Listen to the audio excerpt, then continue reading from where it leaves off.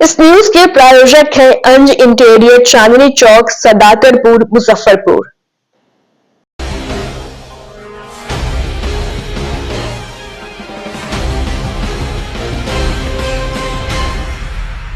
नमस्कार, मैं श्रुति और आप देख रहे हैं डेन न्यूज। खबरों को आगे बढ़ाने से पहले आइए एक नजर डालते हैं उन खबरों पर जो बनी है आज की सुर्खियां।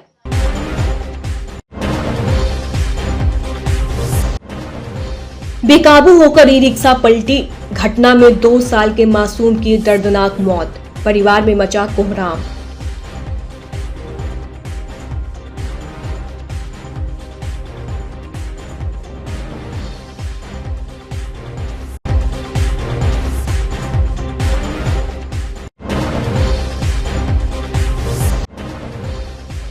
सकरा इलाके का टॉप 10 में शामिल सातिर सोनू को बिहार एसटीएफ ने दबोचा, सालों से चल रहा था फरार।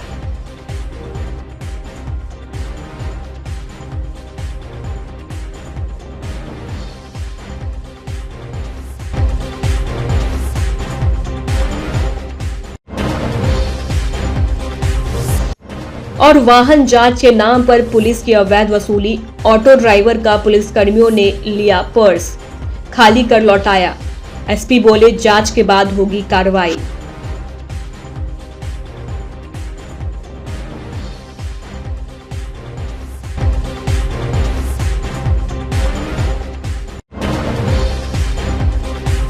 तो ये थी आज की सुर्खियां। अब खबरें विस्तार से। ट्रैफिक नियमों का पालन न करने व वाहन चालकों की मनमानी के कारण आए दिन सड़क दुर्घटना से लोगों की मौत होती रहती है। इसके बावजूद ज्यादातर लोग सावधानी नहीं बरतते हैं। मुजफ्फरपुर के साहिबगंज थाना क्षेत्र के गेंदघर चौक के पास शुक्रवार की दोपहर एक अनियंत्रित टोटो पलट गई। इसमें सवार एक महिला अपने मासूम बच्ची के साथ सड़क पर छितरा गई। इसी बीच पीछे से आ रही ट्रक के चपेट में आने से मासूम की मौत हो गई। दुर्घटना के बाद सूचना पर पहुंची पुलिस ने ट्रक को कब्जे में ले लिया है। मासूम गोदिया निवासी राजा पटेल की 2 वर्षीय पुत्री हैप्पी कुमारी के रूप में हुई है। घटना के बाद मृत बच्चे के परिवार में कोहराम मचा हुआ है। परिजनों ने बताया कि मासूम को लेकर उसकी मां व अन्य लोग टोटो से देवरिया जा रहे थे, तभी ई रिक्शा तेज गति में थी। इसी दौरान अनियंत्रित होकर पलट गई। जा रहे थे देखा सुनी करने।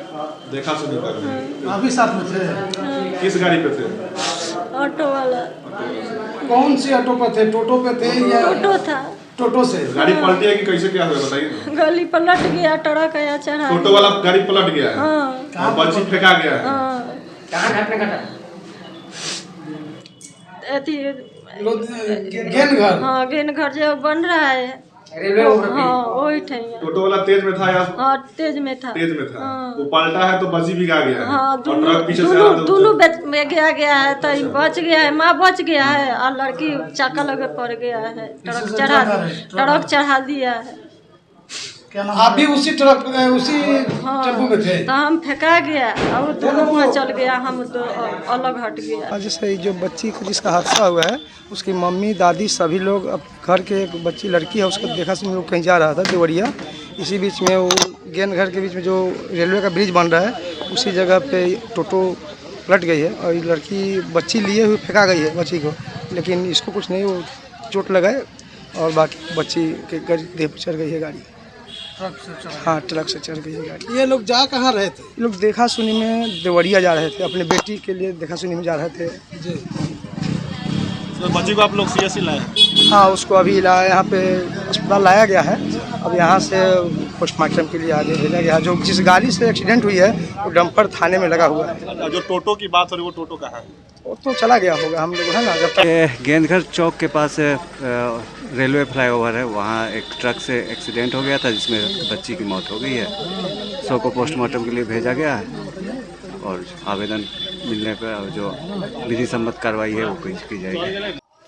मुजफ्फरपुर के सकरा में गोली मारकर लूट की वारदात को अंजाम देने के मामले में वांटेड टॉप 10 की सूची में शामिल सातिर सोनू को बिहार एसटीएफ की टीम ने गुरुवार को गिरफ्तार किया है। उससे पुलिस की टीम ने सदर थाना इलाके से गिरफ्तार किया है। उसके खिलाफ लूट, डकैती एवं आर्म्स एक्ट के तहत कई मामले दर्ज है। ग्रामीण एसपी विद्यासागर ने बताया कि सकरा थाना के पिपरी चौक के निकट 20 जुलाई 2023 को लूट के दौरान बाइक सवार को गोली मार दी थी। करजा थाना के मंसूरपुर चमरुआ निवासी मोहम्मद आजाद और उसका छोटा भाई मोहम्मद साहिल ताजपुर से बाइक से आ रहे थे।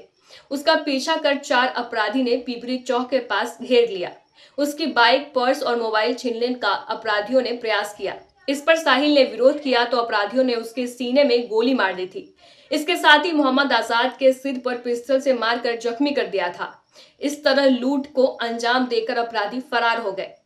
पुलिस मौके पर पहुंची और दोनों घायल भाइयों को अस्पताल पहुंचाया। इस घटना में पुलिस ने सोनू एवं उसके 3 साथियों को चिन्हित किया था, लेकिन पुलिस की पकड़ में नहीं आ रहा था। वांटेड सोनू को टॉप 10 अपराधियों की सूची में शामिल किया गया था, जिसके बाद बिहार एसटीएफ उसके पीछे लगी थी।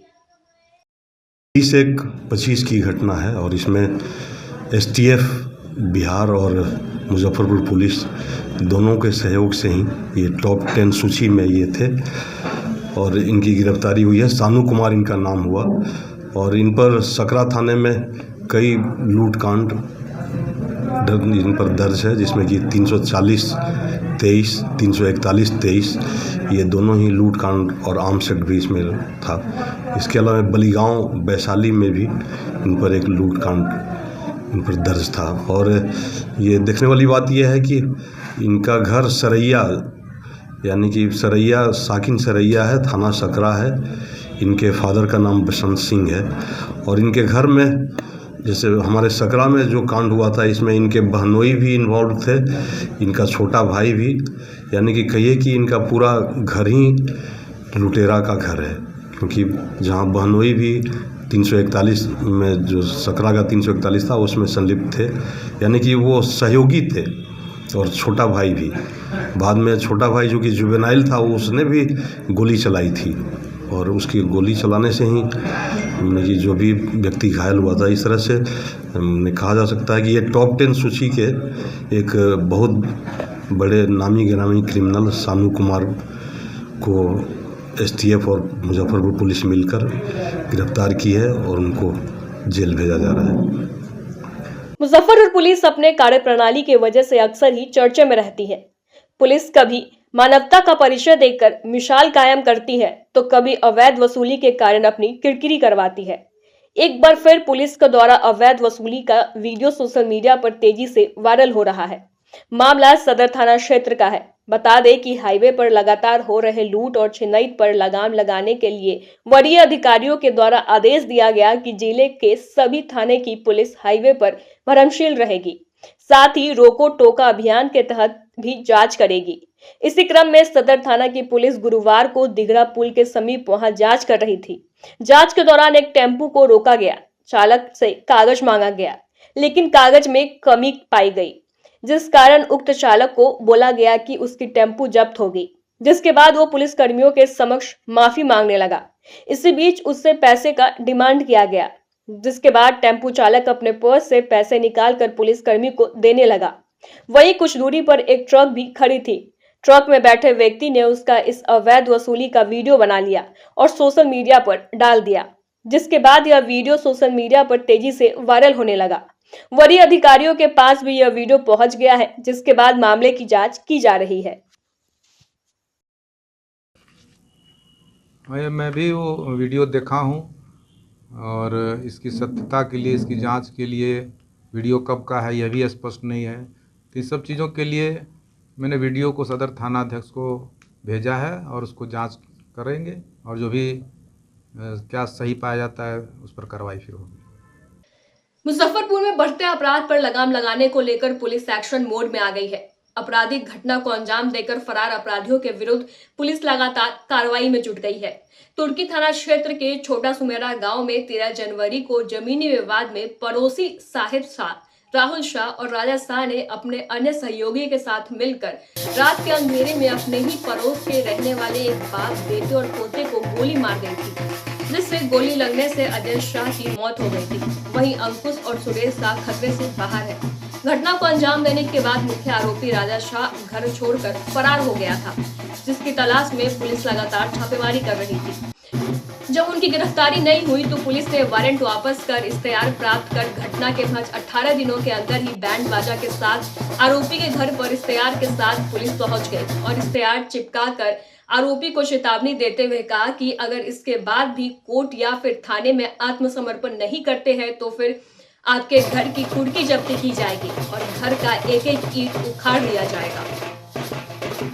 ये तुर्की थाना अंतर्गत, वो तुर्की थाना में छोटा सुमेरा गांव है, जहाँ की एक 12 जनवरी को एक बहुत ही विभत्स और माने कि निर्मम हत्या कारित किया गया था, जिसमें कि दादा, पिता और पुत्र तीनों को ही गोली लगी थी। बाद में अजय शाह जो पिता थे उनकी मृत्यु भी हो गई, और जो 2 अंकुश पोता और दादा सुरेश ये अभी खतरे से बाहर हैं। इसमें हम लोग काफ़ी कोशिश किए गिरफ्तारी की, वारंट लेकर गिरफ्तारी की कोशिश कर रहे थे। गिरफ्तारी नहीं होने पर हम लोगों ने वारंट वापस करके इश्तेहार लिया था और इश्तेहार चस्पा किए। वहाँ पर ये गाजे बाजे के साथ हम लोग जा कर के उनका इश्तेहार चिपकाए हैं, और उसमें मैं भी शामिल था। और वहाँ पर अल्टीमेटम दिया गया कि अविलंब माननीय न्यायालय के समक्ष आत्मसमर्पण करें या थाने में समर्पण करें, अन्यथा हम लोग बहुत निर्मम तरीके से, जैसे इस घटना को अंजाम दिया गया था, उसी निर्ममता से हम लोग कुर्की जब्ती भी करेंगे। 1 फरवरी दिन शनिवार से बिहार के 55,000 जन विक्रेता हड़ताल पर चले जाएंगे। हड़ताल पर जाने की पूर्व संध्या पर fair price dealers association Muzaffarpur इकाई द्वारा खुदीराम बोस स्मारक से समाहरणालय परिसर तक मशाल जुलूस निकाला गया। सभा को संबोधित करते हुए फेयर प्राइस डीलर्स एसोसिएशन के जिला महासचिव देवन रजक ने कहा कि लंबित मांगों को लेकर जन वितरण विक्रेता अंबिका यादव 20 जनवरी से पटना के गर्दनी बांध में अनशन पर है। 12 दिन बीत जाने के बाद भी बिहार सरकार या खाद्य आपूर्ति एवं संरक्षण विभाग पटना द्वारा सकारात्मक पहल नहीं किए जाने के विरोध में कल से बिहार के 55,000 जन विक्रेता हड़ताल पर चले जाएंगे। देवन रजक ने कहा कि जब तक सरकार अनशनकारी अंबिका यादव से सकारात्मक वार्ता करते हैं, तब तक बिहार के सभी जन वितरण विक्रेता अनिश्चितकालीन हड़ताल पर रहेंगे। आज हम लोगों ने मशाल जुलूस निकाला है कि विगत 20 जनवरी को हमारे एक विक्रेता पटना के गर्दनी बाग में हमारी बिहार सरकार के समक्ष लंबित मांगों के लिए वहां पर अनशन जो स्थल सरकार ने निर्धारित किया है वहां पर अनशन दे रहे हैं। लेकिन आज 12वां दिन हो गया है और सरकार ने सुधि तक नहीं लेने का काम किया है। ऐसे दादागिरी सरकार को जो हमारी योजना केंद्र सरकार भेजती है, उस केंद्र के योजनाओं को अगर सफल करने का काम कोई करती है तो वह डीलर है। आप जैसे मीडिया वाले साथियों जानते होइएगा कि कोविड काल में हमारा त्याग और बलिदान को आपने देखा होगा कि उस समय परिवार से नहीं पूछता था। उस समय हमारे विक्रेता, पूरे देश के विक्रेताओं ने उनके घर तक राशन पहुंचाया, कि राशन पहुंचाया तब जाके उनके यहाँ चूल्हा फूका। ये देश को 80 करोड़ उपभोक्ताओं को खाना खिलाने वाला व्यक्ति आज हम लोग स्वतः भूखे हैं। जो कमीशन सरकार से नहीं मिलनी चाहिए वो नहीं मिलती है, और जो हमारे परिवार को भरण पोषण कैसे हो, इसके लिए अंबिका बाबू एक विक्रेता वहां बैठे हुए हैं। ये तानाशाह गवर्नमेंट एक चपरासी तक को भी नहीं पूछा कि 12 दिन से आपकी स्थिति क्या है। ऐसी सरकार के खिलाफ और अपनी मांगों के समर्थन में कल से पूरे बिहार के दुकानदार हड़ताल पर जा रहे हैं। जब तक यह सरकार वार्ता अंबिका बाबू से नहीं कर लेंगे, तब तक हमारा आंदोलन कल से उठाव और वितरण बंद है। और हम निकाले हैं, आज हम लोगों ने मशाल जुलूस निकाला है। पूर्व संध्या पर बंद होने के एक दिन पहले बराबर हम लोग करते रहे हैं। मशाल जुलूस निकालकर सरकार का विरोध हम लोगों ने किया है, उनकी नीतियों को विरोध किया है। वक्त हो चला है एक छोटे से ब्रेक का। ब्रेक के बाद तुरंत हाजिर होते हैं। तब तक के लिए बने रहिए हमारे साथ और देखते रहिए डेन न्यूज। अगर आप भी चाहते हैं अपने घर को सपनों का घर बनाना और किफायती दर में, तो आइए अंज इंटीरियर में, जो कि आपको दे रहा है एक सुनहरा मौका, जिससे आप अपने घर को सपनों का घर बना सकते हैं। हमारी सुविधाओं का लाभ आप घर बैठे पूरे भारत में कहीं भी ले सकते हैं। हमारे यहाँ कंसुलेशन में planning, 2D drawing, designing, material selection, execution और साइट विजिट में रिनोवेशन, 3D डिजाइन समेत सभी प्रकार के डिजाइन आप किफायती दरों में करवा सकते हैं। हमारा पता है अंज इंटीरियर, चांदनी चौक से सदातपुर रोड स्थित C8 शॉपी के फर्स्ट फ्लोर पर, मुजफ्फरपुर। हमारा फोन नंबर है 9263237503। ऑल ओवर एक्चुअली बेसिकली हमारा जो ये डिज़ाइन का काम है, तो ऑल ओवर हम लोग इंडिया टारगेट करते हैं। हमारे पास गुवाहाटी के भी प्रोजेक्ट्स है, वडोदरा के भी प्रोजेक्ट्स है, वी आर वर्किंग, मुजफ्फरपुर का भी प्रोजेक्ट्स चल रहा है।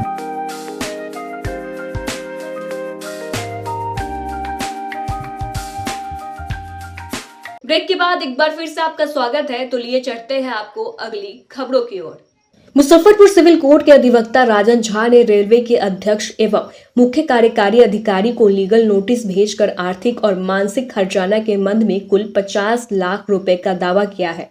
अगर 15 दिनों के अंदर रेलवे के द्वारा हर्जाना की राशि नहीं दी गई तो सक्षम न्यायालय में रेलवे के विरुद्ध मुकदमा दर्ज करेंगे। जानकारी देते हुए गायघाट थाना क्षेत्र के सुबास केसो ग्राम निवासी राजन झा ने बताया कि अपने सास ससुर के साथ 27 जनवरी को मुजफ्फरपुर से प्रयागराज तक जाने के लिए रेलवे का टिकट लिए थे। ट्रेन पकड़ने के लिए जब स्टेशन गए तब वहां पर ट्रेन नहीं पकड़ पाए क्योंकि ट्रेन का बोगी अंदर से बंद था। इसकी शिकायत उन्होंने रेलवे प्रशासन से की, लेकिन रेल प्रशासन के द्वारा ट्रेन का बोगी नहीं खुलवाया गया, जिस कारण से ये लोग महाकुंभ स्थान से वंचित हो गए।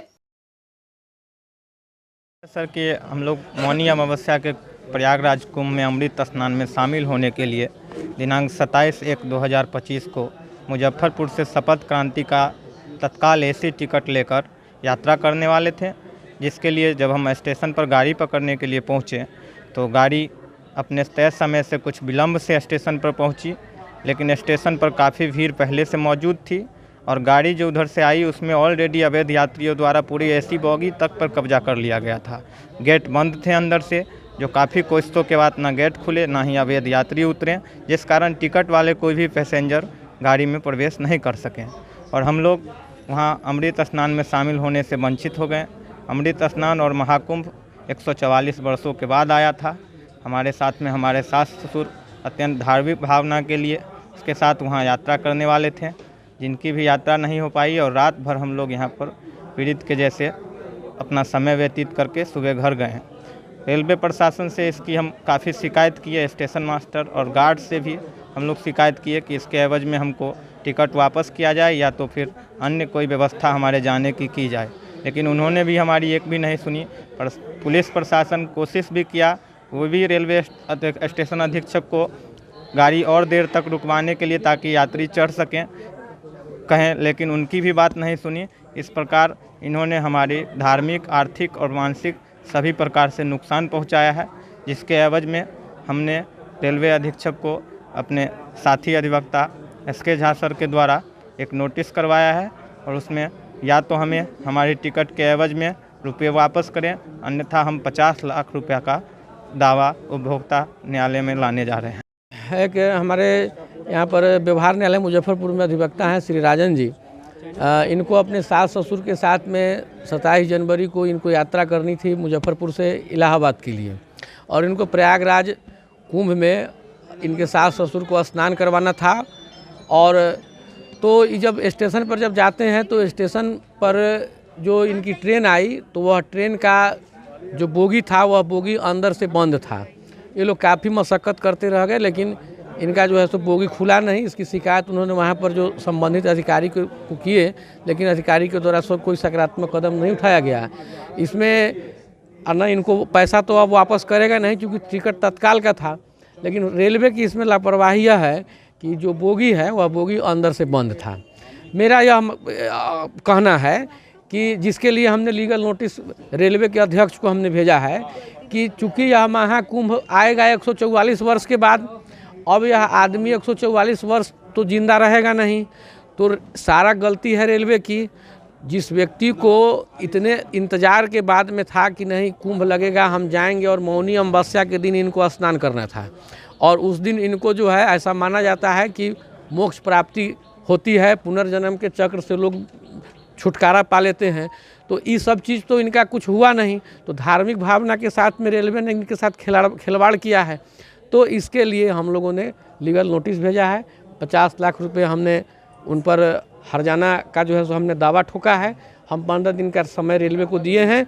अगर रेलवे 15 दिन में जवाब नहीं देते हैं तो हम 15 दिन के ठीक बाद 16वें दिन हम रेलवे के विरुद्ध में हम मुकदमा कोर्ट में दायर करेंगे, जो कि मुकदमा ऐतिहासिक होगा और उसमें हम रेलवे को बुरी तरह से परास्त करेंगे। यह देखेगा इस चीज़ को पूरा हिंदुस्तान। मौनी अमावस्या पर प्रयागराज में हुई भगदड़ के दौरान मृत आत्माओं की शांति के लिए शुक्रवार को मुजफ्फरपुर के गरीब स्थान मंदिर के सभागार में शोक सभा श्रद्धांजलि सभा का आयोजन किया गया। मंदिर के पुजारी महंत अभिषेक पाठक के नेतृत्व में दर्जनों पुजारी ने 2 मिनट का मौन रख मृत आत्माओं की शांति के लिए प्रार्थना की। तत्पश्चात सभी को श्रद्धांजलि दी गई। मौके पर पुजारी महंत अभिषेक पाठक ने कहा कि प्रयागराज में हुई तीर्थयात्रियों की मौत से सभी लोग काफी मर्माहत है। यह घटना काफी दुखद है। प्रयागराज भूमि पे जो लोगों का ये दर्दनाक हादसा में मृत्यु हुआ है, उनके श्रद्धांजलि सभा और शोक सभा में सभी परिवार और समस्त पुजारीगण और भक्तगण हम लोगों ने मिलके बाबा गरीबनाथ के दरबार में 2 मिनट का मौन रखा है और श्रद्धांजलि अर्पित किए हैं। और ये बहुत ही हृदय विदारक घटना है। ये ऐसा घटना नहीं होना चाहिए, लेकिन ये सब प्रभु के हाथ में है। और जो लोग का वहाँ मृत्यु हुआ है वो तो समझिए कि डायरेक्ट स्वर्ग में ही गए हैं, लेकिन दुखद तो है ही, दुखद घटना तो ये है ही। और इस पर कोई राजनीतिक ना हो, किसी के मौत पे कोई राजनीतिक ना हो। मैं सभी भक्तों से, सब कोई से, जितने भी राजनीतिक पार्टी वाले हैं उन लोगों से ये आग्रह कर रहा हूँ कि मौत पे राजनीतिक न करें। मौत एक दिन सबको आना है। आरटीआई एक्टिविस्ट रजी हसन ने मुजफ्फरपुर के डीएम के आदेश का उल्लंघन का आरोप सदर अस्पताल के कर्मचारी पर लगाया है। रजी हसन ने बताया कि दिव्यांगों के लिए हर मंगलवार को सदर अस्पताल में रजिस्ट्रेशन की प्रक्रिया की जाती है, जिसके लिए अलग से कोई काउंटर की व्यवस्था नहीं है। इसके लिए उन्होंने जनता दरबार के माध्यम से जिलाधिकारी के पास शिकायत की थी। आज दूसरी बार जिलाधिकारी के जनता दरबार में शिकायत किया है। जिलाधिकारी ने अस्पताल के अधीक्षक को दिव्यांगों के लिए अलग से काउंटर करने की व्यवस्था करने का आदेश दिया था, लेकिन जिलाधिकारी के आदेश के बाद भी अब तक सदर अस्पताल में दिव्यांगों के लिए अलग से काउंटर की व्यवस्था नहीं की गई, जिस वजह से दिव्यांगों को काफी तकलीफों का सामना करना पड़ता है। रजी हसन ने कहा कि अस्पताल में कर्मचारी जिलाधिकारी के आदेश का भी पालन नहीं कर रहे हैं। यह काफी गंभीर मामला है। दिव्यांगों के लिए जनता दरबार में दोबारा आवेदन देना पड़ रहा है, क्योंकि हमारे माननीय जिला अधिकारी का कोई महत्व या कोई वैल्यू नहीं है उनके जनता दरबार का।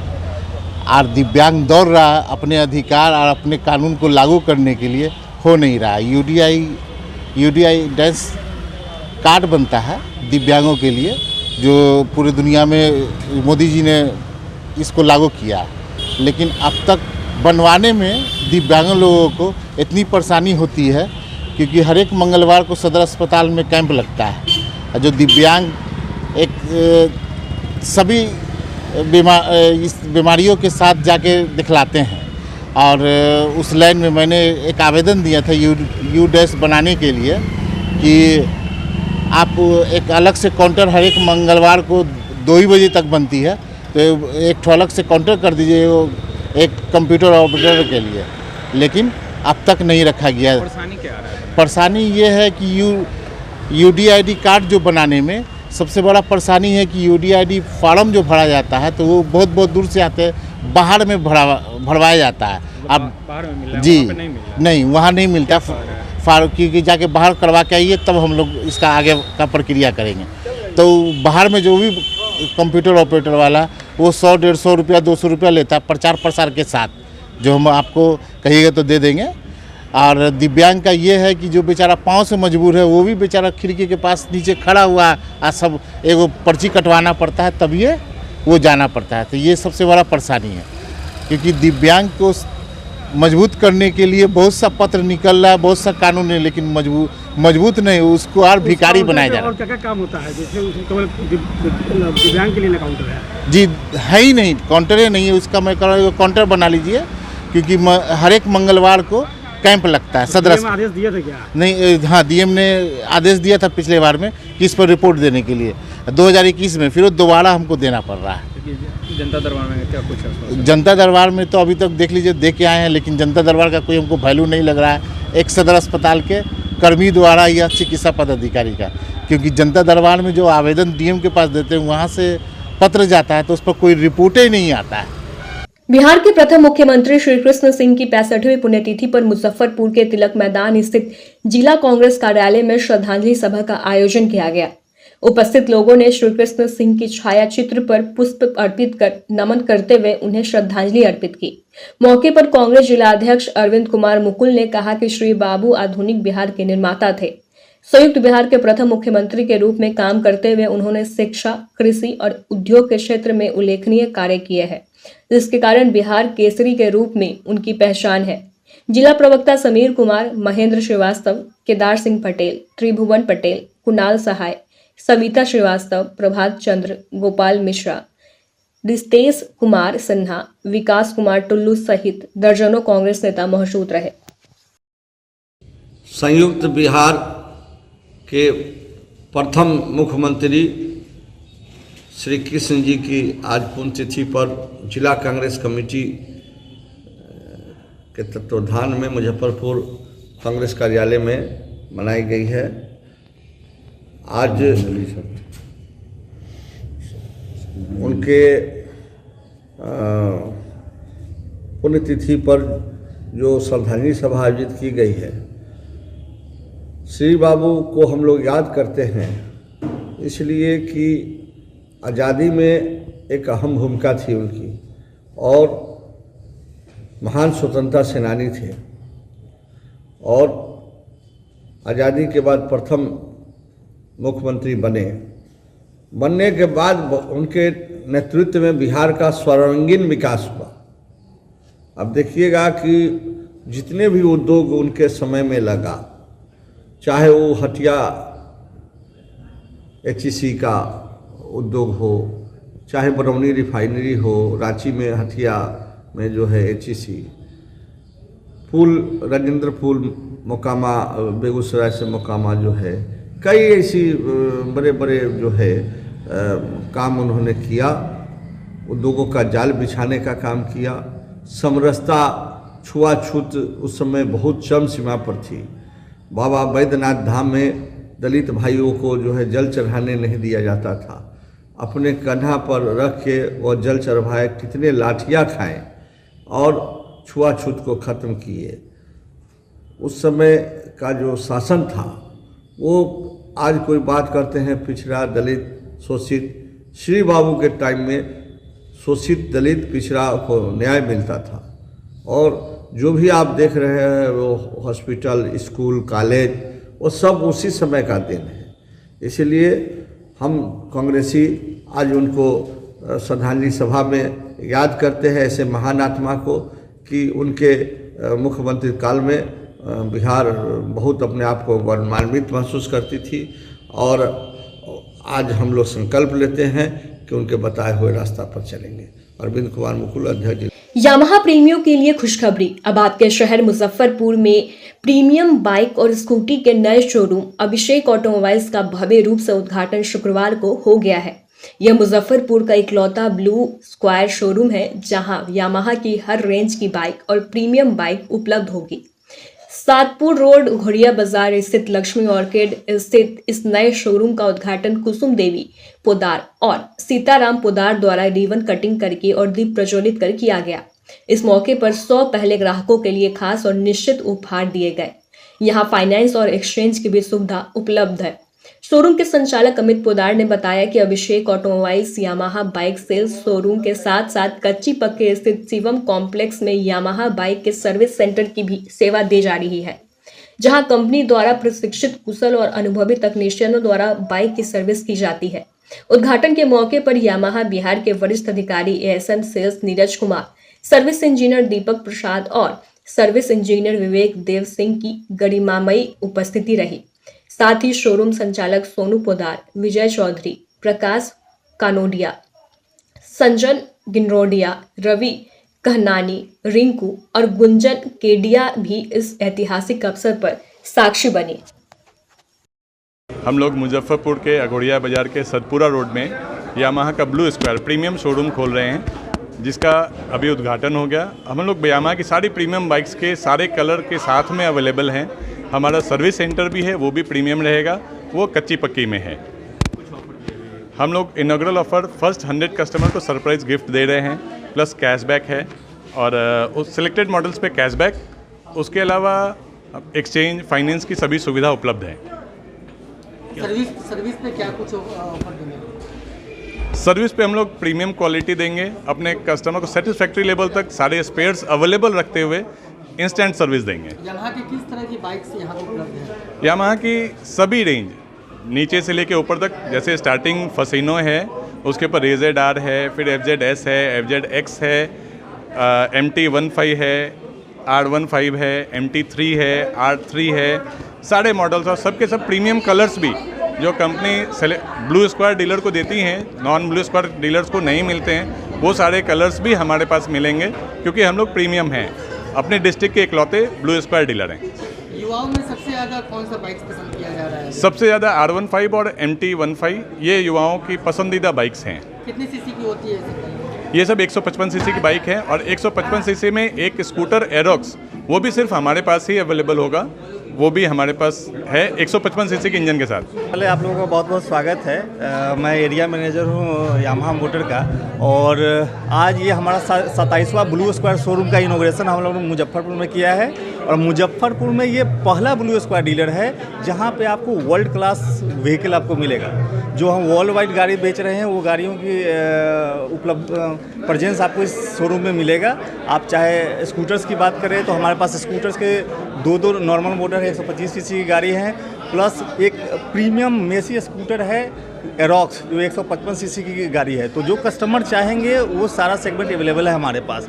प्लस R सीरीज़ की गाड़ी है हमारे पास, MT सीरीज़ की गाड़ियाँ हैं, तो जो यंग कस्टमर को काफ़ी अट्रैक्ट करती है अपने पास, तो वो सारा गाड़ी आपको सारा मॉडल अवेलेबल होगा यहाँ पे। और सिर्फ वर्ल्ड क्लास का शोरूम नहीं बना रहे हैं, हम आफ्टर सेल्स सर्विस की भी व्यवस्था है हमारे पास। वर्ल्ड क्लास सर्विस सेंटर हमने बिल्कुल पास में बनाया है, तो वो सुविधा भी उनको मिलेगी। तो हम सबको यही अनुरोध करेंगे कि आए, एक बार सेवा का अवसर दें और फिर देख आप इस शोरूम से आके ले सकते हैं, जो जिसका एड्रेस है नियर अघोरिया बाज़ार चौक, और सर्विस सेंटर जो है हमारा पास में ही है, 1 किलोमीटर के डिस्टेंस पे, वहाँ से आके सर्विस करा सकते हैं। आज की खबरों में बस इतना ही। कल फिर मिलेंगे नई खबरों के साथ, तब तक के लिए हमें दीजिए इजाजत। नमस्कार।